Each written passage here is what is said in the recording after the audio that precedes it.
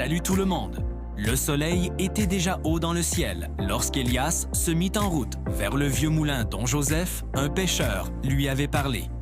Le chemin était moins fréquenté que les sentiers habituels, suivant la rivière en aval. Elias marchait d'un pas tranquille, attentif aux multiples manifestations de la dualité force-faiblesse qui l'entourait. Il observa une colonie de fourmis transportant des brindilles bien plus grandes qu'elle, individuellement fragiles, mais collectivement si puissantes.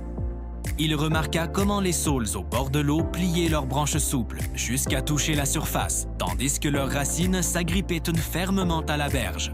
Souplesse aérienne, ancrage souterrain. Après 1 heure, il aperçut enfin le vieux moulin. La structure en pierre se dressait sur la rive, partiellement envahie par la végétation. Une grande roue à aubes en bois, désormais immobile, plongeait dans la rivière. Le toit avait partiellement cédé, laissant entrer la lumière dans ce qui avait dû être autrefois la salle principale. Elias s'approcha avec curiosité.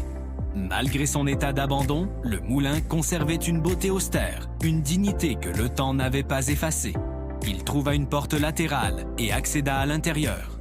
L'espace était plus vaste qu'il ne l'avait imaginé. Des rayons de soleil filtraient à travers les trous du toit, illuminant les particules de poussière qui dansaient bordant l'air. Au centre, un mécanisme complexe de roues dentées, de poulies et d'engrenages reliait la grande roue extérieure à une paire de meules en pierre. Tout était silencieux, figé dans le temps. Elias sortit son journal.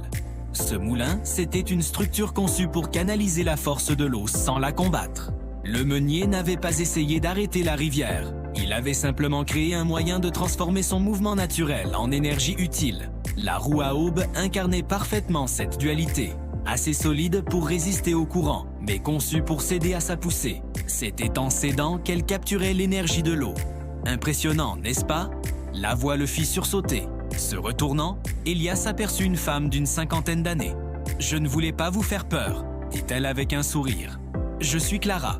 Je possède la ferme voisine. Ce n'est pas tous les jours que ce vieux moulin reçoit des visiteurs. »« Je m'appelle Elias, » répondit-il. « Joseph, un pêcheur, m'a conseillé de venir voir cet endroit. »« Ah, le vieux Joseph, il connaît tous les secrets de la vallée. Vous êtes historien? »« Philosophe, en fait. J'enseignais à l'université. » Clara s'avança. « Philosophe, hein? Et qu'est-ce qu'un philosophe vient chercher dans un vieux moulin abandonné? » Elias hésita. « Je m'intéresse à la dualité entre force et faiblesse. Joseph pensait que ce moulin pourrait m'apprendre quelque chose. » À sa surprise, Clara ne trouva pas ça bizarre. Au contraire, « Il avait raison, dit-elle en s'approchant du mécanisme central. Ce moulin